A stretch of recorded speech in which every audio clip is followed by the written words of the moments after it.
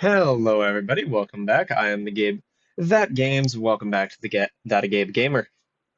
Um, Welcome back to Stellaris Season 2. We are going to be playing as the Alstari United Expeditions. We actually have a couple mods this time. We aren't playing full vanilla, as you could probably tell by the different UI and all these fancy new icons. The mods will be listed in the description. That we, as the Alstari United Expeditions, are a parliamentary republic. We're a democracy. Our governing ethics are egalitarianism, xenophilia. Am I going to get demonetized for saying that? We like aliens. We're materialistic, and everyone is equal. We are an idealistic foundations with a strong diplomatic focus.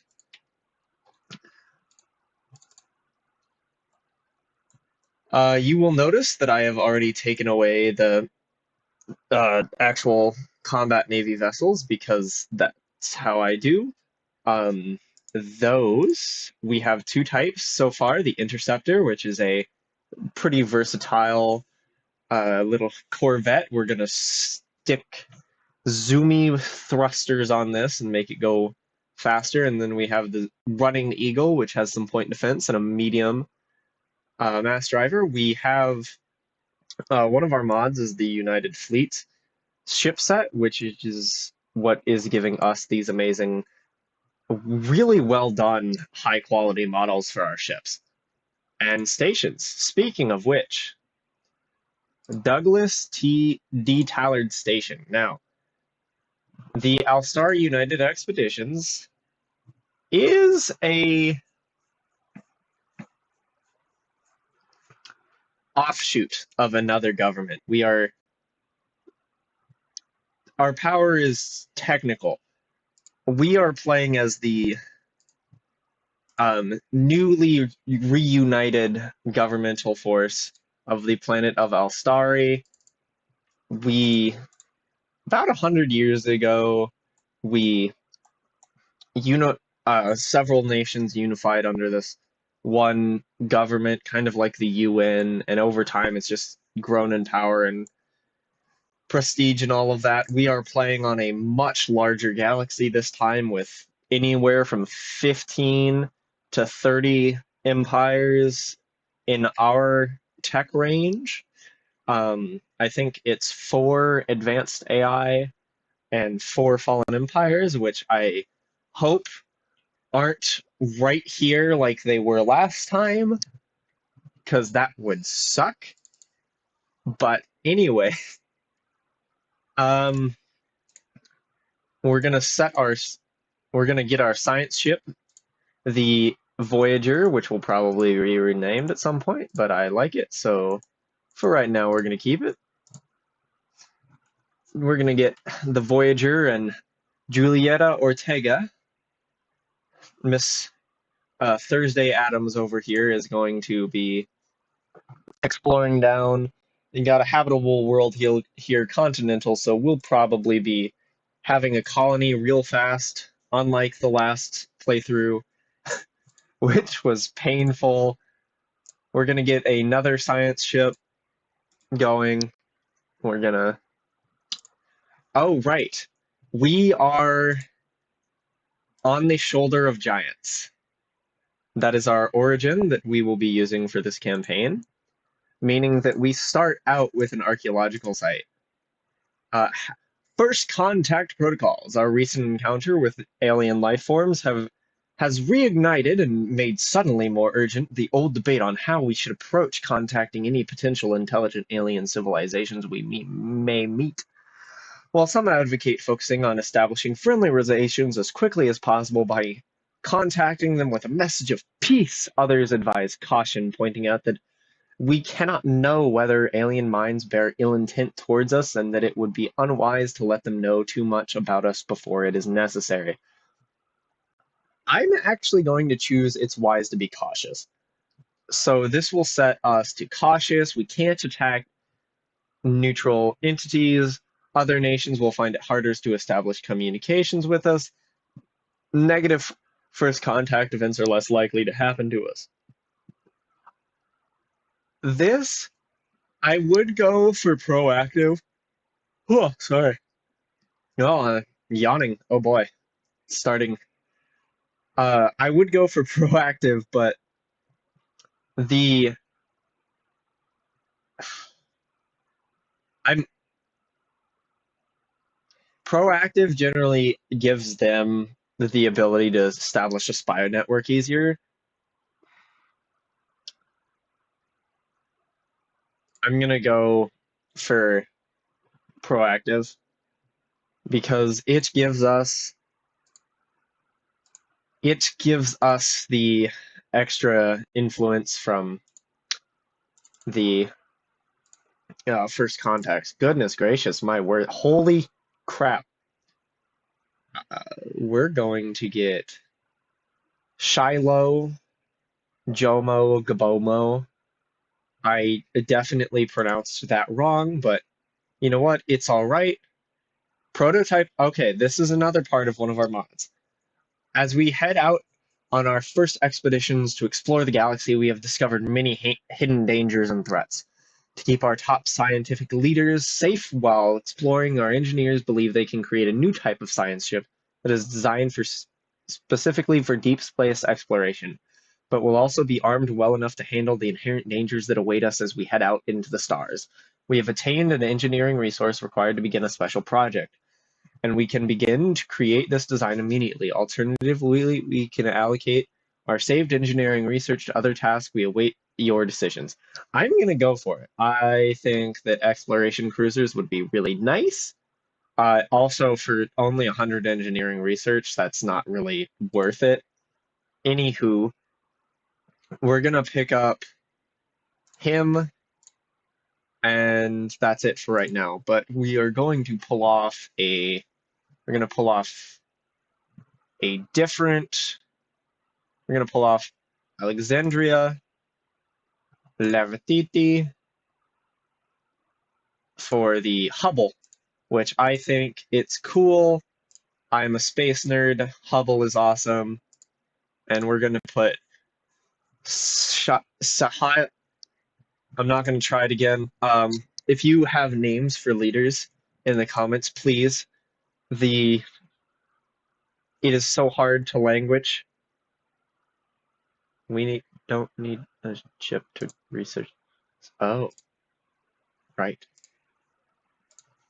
You go here. Our moon is named Hope. I just saw that. That is awesome. All right. Our moon is named Hope. That is awesome. Our first tradition, we have a lot more traditions, which I'm always for.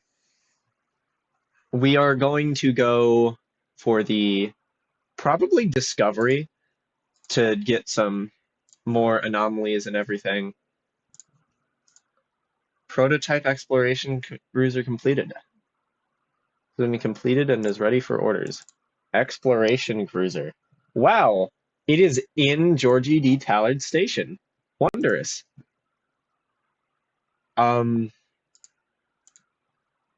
We're gonna name you because exploration cruiser will not work.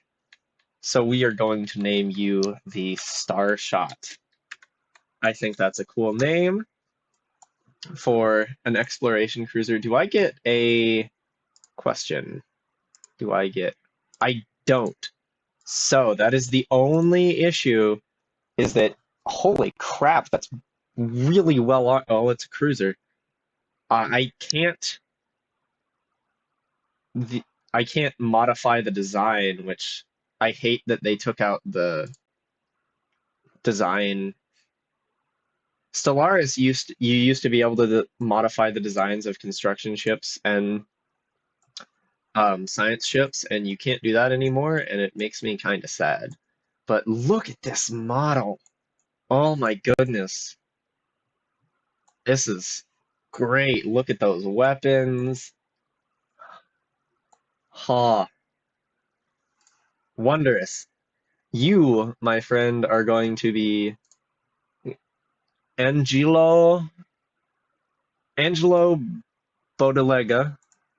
I know I pronounced that wrong again, but he is going to be exploring this cluster of stars over here. Then Can Canopus has been fully surveyed, where there is a habitable continental world with a gas extraction well on it. Sweet. And the Rhine will be going over there to claim that for us. This has been a very interesting start so far. I don't play with On the Shoulder of Giants a lot. I don't actually know how the questline goes, so that'll be fun, as always. This is another one of our mods. We get a lot of new planet types, like this forest world here, which will be cool. I just realized I was so caught up in all of the new things that I forgot to do the basics. I forgot to build mining platforms in our home system. Um, that's wondrous. Embarrassing. Ah, uh, the Rhine will go and start doing that immediately. We're going to do survey speed, science ship disengage chance. The Hubble has gained the scientist on the Hubble has gained a level, but our To Boldly Go, tell me that's not a Star Trek reference. Our survey speed is increased by 35%, and our disengage chance is increased by 50%, meaning that ships are much more likely to be able to, science ships are much more likely to survive. They're more able to get out if need be. We are also going to get, no, we aren't, because we can barely afford that. A solar sailor. We have discovered an abandoned solar sailor ship in orbit around Wayone 1. The sublight vessel was built by an unknown culture and appears to be several thousand years old. One of the massive sails is a large tear where some kind of object passed through, most likely a meteoroid, which appears to have disabled the vessel. Although the technology of the ship is severely outdated, it does possess some interesting engineering design choices, which can be a positive or a negative. But it gives us 261 engineering research, so I'm not going to complain. If you guys have names for systems or ships, please put them in the comments. Otherwise, I'm going to have a very hard time pronouncing anything. Ex Gravitas. This is our archaeological site on our home world. The first small step. A base of operations has been set up on the surface of the moon, and several teams are now en route to the various anomaly sites that our scanners picked up. The significance of this mystery is simply unparalleled, and the scientific community is absolutely buzzing with theories and anticipation over what will be uncovered by the excursion teams. This is indeed exciting. Awesome, awesome. Our first contact. Enigmatic spacefarers. Well, let's put Huan Xing on that first contact over there. Then we have the Danube. I'm noticing a pattern with the ships here. Oh no. This is one of the mods. This is what adds all of the NSC2 is what adds all the new ship types that we'll be using, which is cool, always fun. I love the Stellaris modding community. They come up with so much stuff. It's so fun. That was an anomaly which I forgot to read. Give me that back. Glowing webs of an unknown origin periodically illuminate the surface of Sasaja 7. Yes. Web work. Wonderful, wonderful.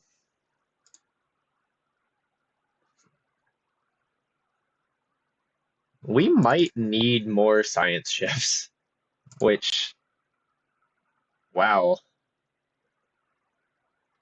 Life Electric Science Officer Julieta Ortega reports that Sasagi 7 is covered from pole to pole in web-like network of electrical filaments. These networks respond to external stimuli. The Voyager experimented with sending a low-voltage pulse to the surface, which resulted in a wave of illumination that rippled throughout the network like a circuit board. Even more remarkably, the webs rearranged themselves. A second low-voltage pulse revealed that the filaments have been organized into a new pattern centered around where the previous pulse had contacted the surface of Sasagi 7. Julieta Ortega concludes that discovery confirms her long-held theory that life can exist as almost purely electrical impulses, independent of cellular or viral structure. That is awesome. Fascinating indeed. Our scientist, Julieta Ortega, leveled up, and the Rhine has finished its construction, so he's going to head up here to Calahins, and we have unlocked a new tradition. We are going to do the research alternatives and scientist level cap. Terraforming candidate discovered. Our detailed survey of Waynes 4 has revealed that it may have once supported life in the distant past. There are significant deposits of frozen water at the polar ice caps and beneath the planet's surface. The existence of Phallian networks suggests that the water may have once flowed freely. Terraforming this planet would be theoretically possible, but we do not yet possess the technology to accomplish this monumental task within a realistic time frame. Fascinating indeed. It can be Wayun.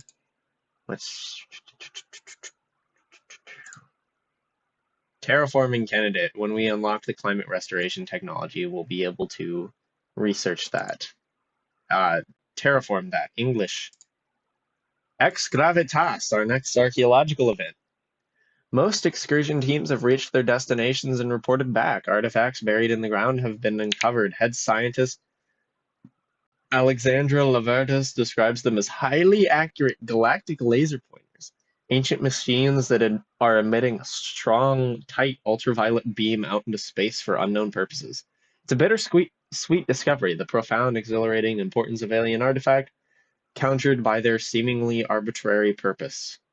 Keep going. It must mean something. Everything must mean something. Haha. We're going to start clearing some of these industrial wastelands and sprawling slums on our homeworld, give us more tile room, and actually how much we can. We're going to send out our first colony ship. Let's...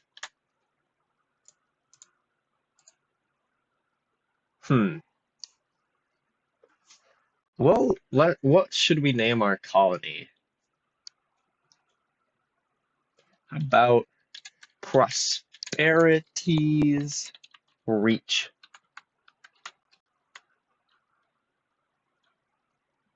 That sounds like a good name. Copernicus 2 will soon become Prosperity's Reach. Oh, first contact event pending. Weird heat blobs. Long-range scans have picked up readings in the Yiva system that could be best described as gigantic heat blobs. It's worth investigating. Make it so. They're just miniature stars rolling about, cruising around at the speed of sound. Start moving over there with one of our construction ships. We'll move that to the south. Eliza. Hee. Eliza is probably going to be turned into a defensive system to help hold the core worlds. Not doing that. Anomaly, challenging difficulty, relative time, a year. Yeah, no. No, thank you. So, we go back to our homeworld because it's got some unemployment, which we don't really want so far, so we are going to put what level is the unemployment. Of course it is. It's at the very lowest level, so we'll get you some... I'm going to build another industrial district, which is kind of pointless, I know. because it's not going to help the unemployment, but we need more allies in consumer goods. With that, we'll do Voyager discovered some exotic gases in Eliza. I'm calling it Eliza. That's what its name is now. We're going to build another mining district to help. No, we aren't. We're going to build another food district to help support the new infrastructure. Wayun is going to get an outpost. Alloys are super important, and I want all of them. Tayanki. The spaceborne life forms, which the Alstarian head of society research has come to refer to as Tayanki, are docile creatures capable of assessing some lower dimensions of subspace. They roam from system to system with remarkable ease. They graze on gases common to the upper layers of most gas giants. It is highly unlikely, to say the least, that this is their only source of food, but intake of other nutrients is yet to be observed. They will rarely, if ever, attack. Even when provoked, they can be safely ignored. Hunting them would be a net loss anyway. We're going to get the frequency tuning, which is fun. And you'll notice that our technology is going really slow. It's really early on in the early game. We are only 5 years in. So everything's kind of going at a snail's pace. It's going slow. The Starshot has encountered an anomaly, unusual energy readings in the Mahil system. We briefly detected some unusual energy readings emanating from this moon. It might have come from a glitch in our systems, or it could be a sign of something more. Go ahead and research it. Ooh, that's another habitable world. I love being surrounded by habitable worlds. Oh my goodness. Worlds that I can colonize, for goodness sakes. Yes. Magnetic reversal. The magnetic reversal of Mahil 3A experienced a complete reversal while it was being observed by the Starshot. This rare event has interchanged the position of the moon's magnetic poles. Fortunately, it was all recorded by the sensors of our ship, providing our scientists with a lot of valuable data. Awesome! More research. So, we're going to slow down for a second, not pause entirely. We do have another tradition available, Polytechnic Education, which is, we're going to do data bank uplinks because it gives us research subsidies and station output and construction costs down, which is always good. In season 1, which was like only 3 episodes, but still it was there, we played as the Chosen of Rock, and the Chosen of Rock were a remnant who started on a relic world, meaning that no, they started on a Gaia world, meaning I couldn't colonize any planet around me, which sucked. Oh my goodness, that was painful. But we are no longer there. We can, in fact, colonize systems around us, which I am extraordinarily happy about. But we're going to send the Voyager down to explore this little hectic block. And then I'm thinking we might want to see. We can't build more exploration cruisers, which sucks. Sad. You'll notice a lot of new modules that we can build here. I don't think I'll touch any of them yet. Oh, our first research finished. Research speed, plus 5%. We're going to go for the new weapons tech. Ex Gravitas. It's a dud. Despite our best efforts, the excavation and analysis of the alien indicators on the surface failed to deliver any relevant result. The archaeological team have calculated and followed the paths of the alien signal beams, but nothing is being pointed at other than empty space. Our lead scientists have requested more time, convinced that something has been missed by our science teams. Continue. Sad. Why? So let's look at our three factions that we got a while ago and I just never looked at. We have Liberty Now Coalition that is pretty happy with us. The Committee of Technocratic Reform is okay with us. We can't really make them happy until later because they want Science Without Borders, but we have no contact. And then the Alien Liberty Forum, which wants a bunch of things that we also cannot do yet because we are the only ones that we have encountered. Speaking of which, policies. I should still be an expansionist. Yep. Then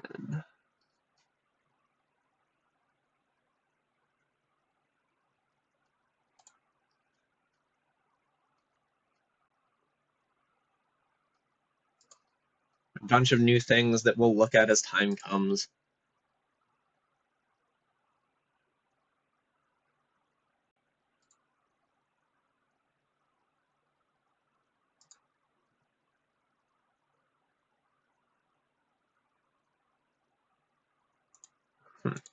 So many new options.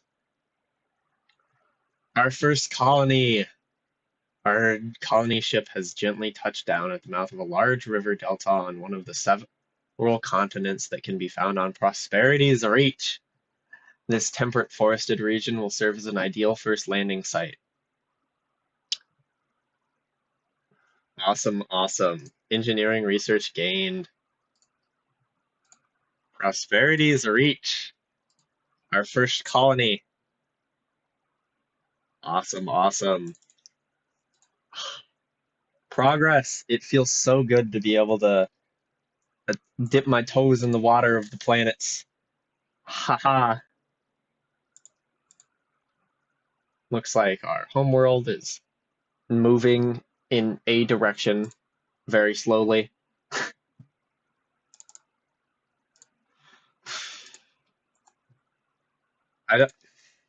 I'm a bit nervous because we're starting to spread out a lot and I don't have a fleet yet, but it should be fine. We have to get our alloys and consumer goods up more. We just completed a research, and I'm gonna go for the planetary unification and myself some unity generation. And then wait for this and another tick. There we go. Continue the southward expansion.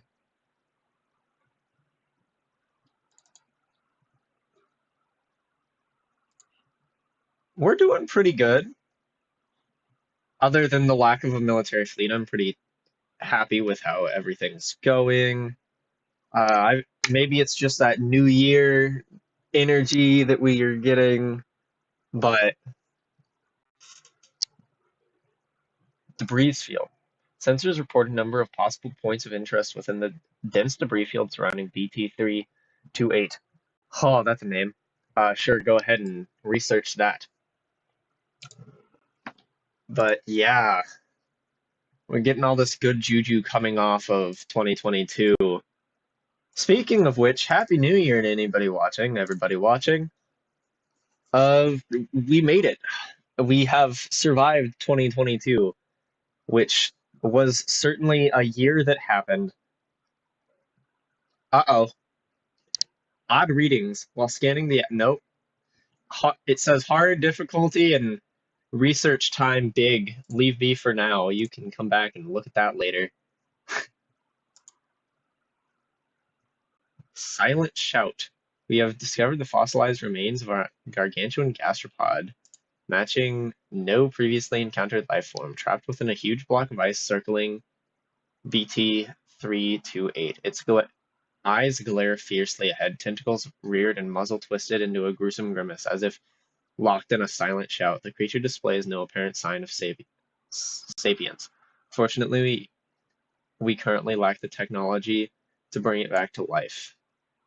Belongs in a museum. Extract and store a DNA sample for future use. Extract and Yeah, DNA sample for future use. I have no idea what that will have as effects later, but again, hard, no.